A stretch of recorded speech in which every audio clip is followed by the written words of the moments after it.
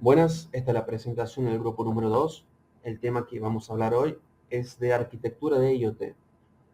Los integrantes que componen el grupo son Aramburu José y Moña Cristian Joel. Bueno, primero vamos a conceptualizar lo que es la arquitectura de IoT, donde lo describimos como los diferentes componentes que se organizan y se comunican entre sí para poder lograr tanto la recolección, el procesamiento y la visualización de datos para su posterior toma de decisiones. Generalmente la arquitectura de IoT se divide en varias capas, que son 4, que nos permiten entender el flujo de la información y la interacción de los dispositivos. Si podemos visualizar acá en la parte inferior derecha, podemos ver un diagrama muy similar a un diagrama de BEM, en donde tenemos una capa de conectividad o de transporte, una capa de sensores y actuadores, una capa de procesamiento, y nos faltaría la cuarta, que es la capa de aplicación. El punto central o el punto que integra las 4 capas es lo que nosotros conocemos o denominamos un sistema de IoT.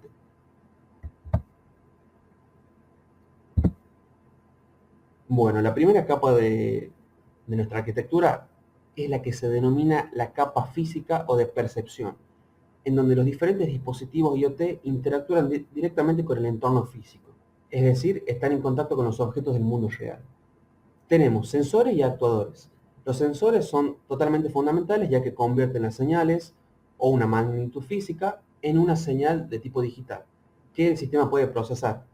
Los tipos más comunes son, como por ejemplo, sensores de temperatura que se utilizan en termostatos, sistemas de climatización y calefacción, sistemas de sensores de humedad en donde son empleados en la agricultura, por ejemplo, para sensar las condiciones del suelo, condiciones ambientales, sensores de presión útiles en sistemas industriales, sensores de luz utilizados en sistemas de iluminación inteligentes, sensores de movimiento que nos detectan la presencia o ausencia de movimiento en un área. Esto es muy útil en sistemas de seguridad y automatización. Y también tenemos sensores de presencia o de posición, como por ejemplo un final de carrera. Por otra parte, como mencioné anteriormente, tenemos los actuadores que realizan las correcciones en tiempo real y son los encargados de ejecutar las decisiones del sistema. Un actuador puede ser un motor, una válvula, un relé, por ejemplo. Un ejemplo de aplicación en este caso puede ser un sistema IoT domótico en donde queremos modificar la intensidad de una luminaria. ¿Sí? Entonces nosotros vamos a tener un sensor que nos va a sensar esta magnitud física para posteriormente procesarla. Y luego un actuador puede ser un relé que nos va a desconectar el sistema o la conexión eléctrica. Y todo esto mediante una aplicación móvil o de forma remota. Luego tenemos la capa de transporte, que es la encargada de mover los datos que obtuvimos en la capa anterior, es decir, la capa física, hacia los sistemas de procesamiento, que es la capa que le sigue, la capa de procesamiento. La misma incluye tanto las redes de comunicación que facilita la conectividad entre los dispositivos y los protocolos de comunicación, que es cómo se comunican a través de esas redes. Primero, las redes de comunicación son el medio a través del cual los dispositivos se conectan entre sí y con los servidores de procesamiento. Bueno, la elección de la red a utilizar va a depender de muchos factores. Por ejemplo, del tipo de alimentación de los dispositivos, ya sea si esa batería, si está conectado a una alimentación domiciliaria o industrial, el rango de comunicación, la latencia, los tipos de datos, ya que pueden ser datos de tipo muy sensible o datos de tipo pulsantes o no críticos, y el ancho de banda disponible. Y en los protocolos de comunicación, como mencionamos anteriormente, son las reglas que determinan cómo los dispositivos IoT se comunican a través de las redes. La elección del protocolo va a depender tanto de los requisitos de la aplicación como de la eficiencia energética, la seguridad y la latencia también. Bueno, dentro del primer grupo de redes de comunicación tenemos de tipo de corto alcance y de largo alcance. En el primer grupo tenemos la red Wi-Fi, por ejemplo, que nos ofrece altas velocidades de transmisión. Esto es muy común en aplicaciones de domótica. Ahora, las ventajas a simple vista son que tienen una alta tasa de transferencia, fácil integración con la infraestructura de Internet. ¿Qué quiere decir esto? Que hoy en día es prácticamente universal, ¿sí? Todos los dispositivos se conectan a una red Wi-Fi. Una desventaja es que tiene un alto consumo de energía y para algunos dispositivos IoT específicamente no son adecuados. Luego tenemos una red de tipo Bluetooth, que es adecuada para comunicaciones limitadas y es muy utilizada en dispositivos wearables y sistemas de salud, como por ejemplo. Una ventaja es su bajo consumo de energía y una desventaja es su rango de conectividad limitado, ya que no tiene velocidades altas y tampoco tiene o tampoco posee largas distancias. Luego tenemos una red de comunicación denominada Zigbee, en donde es una red diseñada específicamente para aplicaciones en IoT. Esta se aplica, por ejemplo, en automatizaciones en el hogar o en una red de sensores ya definida. Una ventaja, primero, es que no satura las redes Wi-Fi. Y una segunda ventaja es que tiene un bajo consumo de energía. ¿Qué quiere decir que no satura las redes Wi-Fi?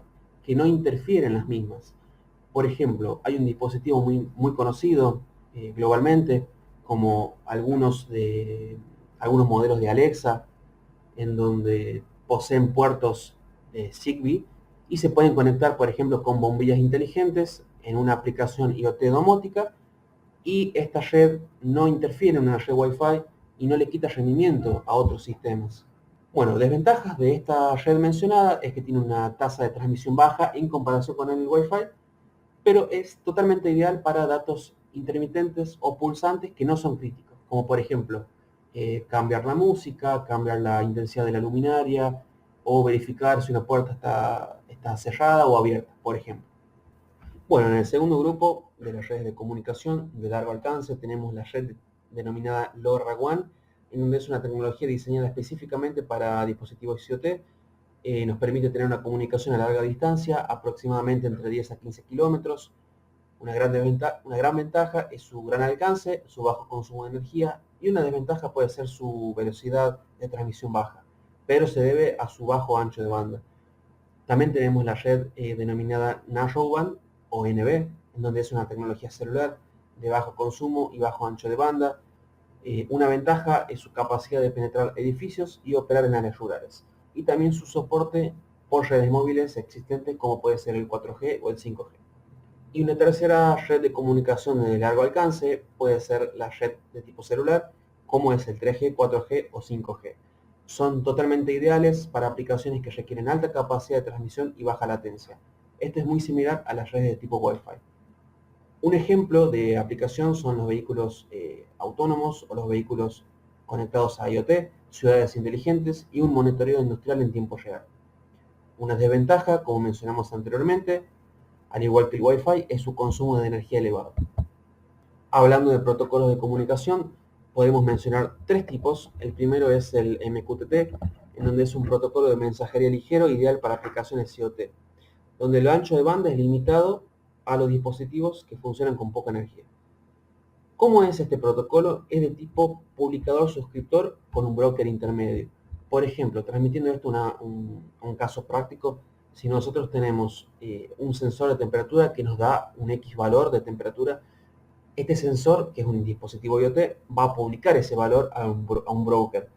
Por otro lado, tenemos otro dispositivo que va a necesitar ese valor para nosotros poder visualizarlo o tomar una decisión.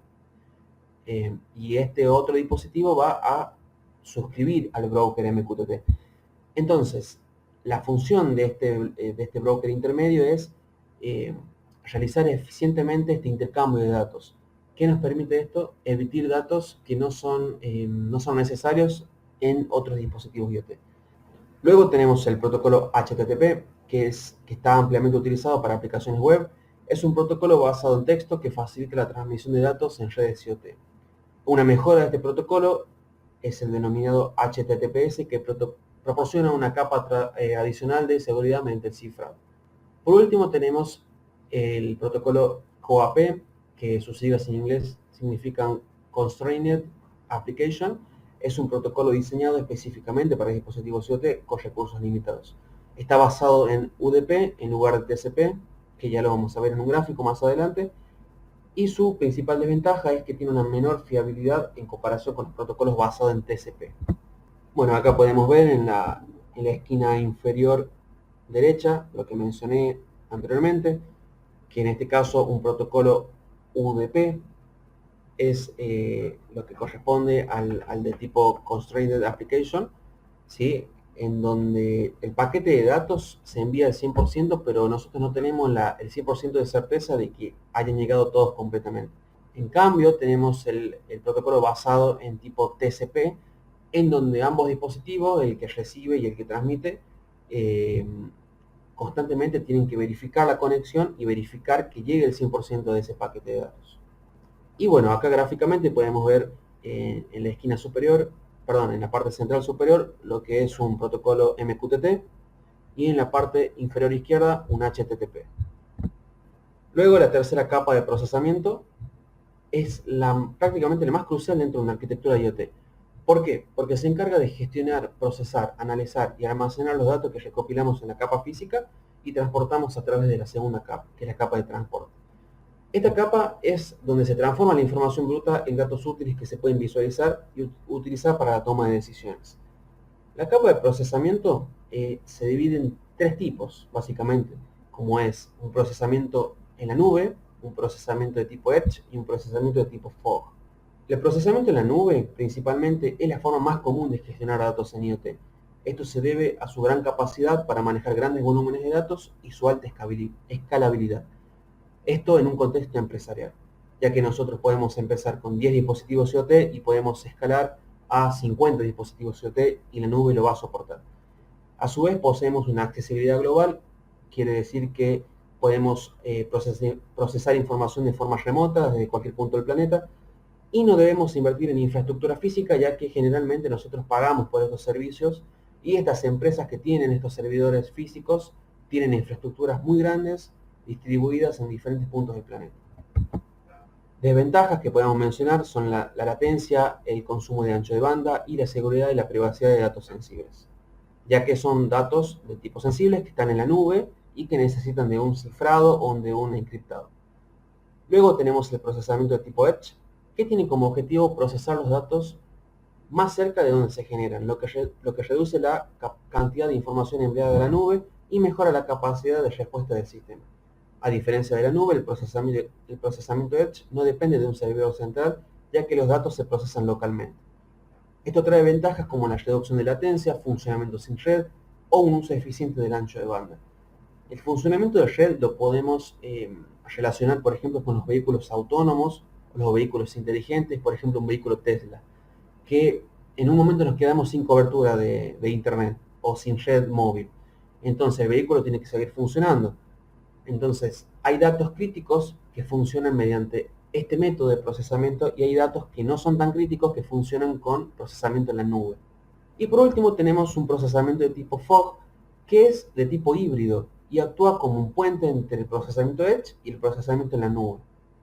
Este tipo de método necesita de una infraestructura, ya sea routers, gateways o servidores locales. Y entre las ventajas tenemos una mejor distribución del procesamiento o una mayor flexibilidad, por ejemplo, adaptar infraestructura industrial antigua a nuevas configuraciones. Y desventajas, por ejemplo, el diseño de la infraestructura es más compleja y esto va a derivar en altos costos o en costos que no estaban previstos. Y por último, mencionando la capa de aplicación, es la capa más visible de un sistema IoT y es la capa con la que el usuario interactúa con la arquitectura de IoT. ¿Qué quiere decir esto? Que los datos procesados anteriormente en los dispositivos y en los métodos de procesamiento son convertidos en información útil y presentada a través de una interfaz para que nosotros como usuarios podamos tomar decisiones o controlar estos sistemas. ¿Mediante qué forma? Por ejemplo, el monitoreo, en donde los datos recopilados de los dispositivos IoT son visualizados en tiempo real a través de interfaces gráficas, dashboards o aplicaciones móviles o web. Y también control y automatización, ya que el usuario puede interactuar con los dispositivos IoT a través de la capa de aplicación para controlarlos de manera remota. Un ejemplo de ello es nosotros desde una interfaz, por ejemplo, como vamos a ver ahora, que esto es una aplicación domótica, podemos controlar o monitorear la intensidad de una luz o algún sistema IoT como por ejemplo de entretenimiento, de seguridad o de riego, ¿sí? Entre otras aplicaciones. Bueno, yo voy a hablar de la tipología de redes que se utilizan en en el Internet de las cosas. Comenzando con la primera, tenemos la red de sensores. Una red de sensores comprende un grupo pequeño de dispositivos que puede estar conectado inalámbricamente o cableado. En el caso de las redes de sensores cableados, utilizan cables Ethernet para conectar sensores. En las redes inalámbricas o de sensores, o de su sigla en inglés WSN, utilizan tecnologías como Bluetooth, Wi-Fi o comunicaciones de campo cercanos, que son los NFC, para conectar los sensores. En este tipo de redes inalámbricas de sensores son muy fáciles de implementar y también de mantener. También ofrece una mayor flexibilidad de los dispositivos. Esto quiere decir que no se necesita que se modifique la infraestructura de red física para implementar. Dentro de estas redes de sensores se utilizan otros tipos, una subclasificación de redes que facilitan el conectado de las mismas, que puede ser la red punto a punto o point a point en inglés. En este caso, los dispositivos están conectados directamente entre sí para intercambiar datos. En el caso de las redes estrella, los dispositivos IoT están conectados directamente a un nodo central, que generalmente es un gateway o una estación base. Estos nodos no se comunican entre sí, solamente se comunican con el nodo central. La red mesh o malla, cada dispositivo IoT se puede comunicar con otros nodos cercanos, y este puede transmitir los datos hasta que se llegue a un destino final, que puede ser un nodo central o un gateway. La red árbol viene siendo una extensión de la red estrella, donde los nodos están organizados a un nivel jerárquico. Esto quiere decir que los nodos hijos se conectan a nodos padres, que a su vez puede estar conectado a otros nodos o al nodo central. Hablando un poco más de la red punto a punto, las características que presenta este tipo de redes es su simplicidad. O sea, son muy fáciles de configurar y usar en aplicaciones simples. Tiene una escalabilidad limitada, ya que solamente en 2 dispositivos por enlace, y su uso es restringido, ya que no son adecuados para redes de IoT grandes o distribuidas. Este tipo de redes se utilizan en conexiones directas entre un sensor y una estación base, o dispositivos IoT que necesitan solo comunicación puntual, como un sensor y un controlador. Las tecnologías que utilizan este tipo de, de redes mayormente se utilizan tipo Bluetooth o infrarrojo. En el caso de la red de estrella, las características que presenta este tipo de red son una comunicación directa, o sea que cada dispositivo se comunica solo con el nodo central. Tiene una simplicidad que son fáciles de implementar y gestionar. Presenta una baja latencia, ya que las comunicaciones son rápidas y no pasan por múltiples dispositivos, como en el caso anterior. La desventaja que presenta este tipo de redes es que si el nodo central falla, la red deja de funcionar. Estos redes se utilizan mayormente en redes de sensores con pocos dispositivos, o en aplicaciones que requieran poca cobertura, como en el caso de hogares inteligentes o oficinas pequeñas. Las tecnologías que mayormente se usan en este tipo de red son la LoRaWAN WAN, la Wi-Fi y la NB-IoT. La red Maya, las características que presenta este tipo de red son que presenta una mayor cobertura. La red se puede expandir al agregar más nodos que transmiten los datos. La redundancia, ya que si un nodo falla, los datos pueden ser redirigidos a través de otros nodos. La configuración compleja, ya que requiere más gestión y configuración que la red en estrella. Mayormente este tipo redes se utilizan para iluminación inteligente en ciudades o en redes de sensores en edificios o fábricas. También se utilizan en sistemas de monitoreo agrícola.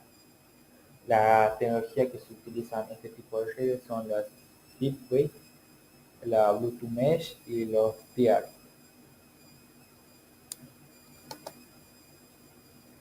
La red Argo. Las características que presenta en este tipo de redes son la jerarquía. Los dispositivos están organizados en niveles, lo que permite la expansión gradual de la red. Tiene un mayor alcance. Los datos se pueden retransmitir a través de nodos padres para alcanzar el nodo central. Y son menos resilientes, ya que si un nodo padre falla, los nodos hijos pierden la conexión. Las tecnologías que se utilizan en este tipo de redes son la Zigbee y la Z-Wave. Mayormente este tipo de redes se utilizan para monitoreo ambiental en grandes áreas o en redes de sensores distribuidos en estructuras grandes. Pasando a la siguiente clasificación, tenemos la arquitectura cliente-servidor. En este caso, los dispositivos IoT actúan como clientes que envían datos a un servidor central, que este luego se encarga del procesamiento y la administración de datos. Mayormente este tipo de arquitectura presenta una capacidad de proceso que está repartida entre los clientes y los servidores. Las ventajas que presentan este tipo de redes es la centralización de la gestión de la información y la separación de responsabilidades, lo que facilita y clarifica el diseño del sistema. Una disposición muy común de los sistemas multicapa en los que los servidores se descomponen en diferentes programas, ya que pueden ser ejecutados en diferentes computadoras, aumentando así el grado de distribución del sistema. Las características generales que presenta este tipo de arquitectura son que ya el cliente y el servidor pueden actuar como una sola entidad y también puede actuar como entidades separadas, realizando actividades o tareas independientes. Las funciones del cliente y servidor pueden estar en plataformas separadas o en la misma plataforma. Cada plataforma puede ser escalable independientemente. Los cambios realizados en las plataformas de los clientes o de los servidores ya sean por actualización o por reemplazo tecnológico, se realizan de una manera transparente para el usuario final. Hablando un poco más de las características, como ya explicamos, los clientes y el servidor pueden trabajar de manera separada. Esto también nos da unas características. En el caso del cliente, es que este cliente es el que envía la información y también es el que espera y recibe la respuesta del servidor. También el cliente puede conectarse a varios servidores. Las características que presenta el servidor es que al iniciar espera a que llegue la solicitud de los clientes, o sea, que llegue la información, desempeña entonces un papel pasivo en la comunicación. Tras la recepción de una solicitud, la procesa y luego le envía la respuesta al cliente.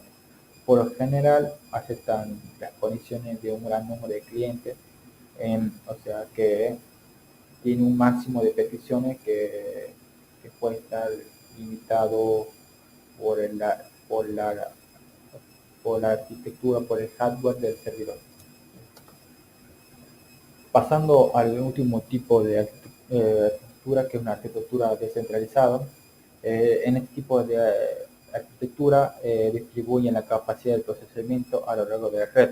Los datos pueden procesarse en dispositivos intermedios llamados gateway o en los mismos sensores. Acá podemos ver como una pirámide de jerarquización en la cual tenemos los cloud computing, tenemos los fog computing y los edge computing.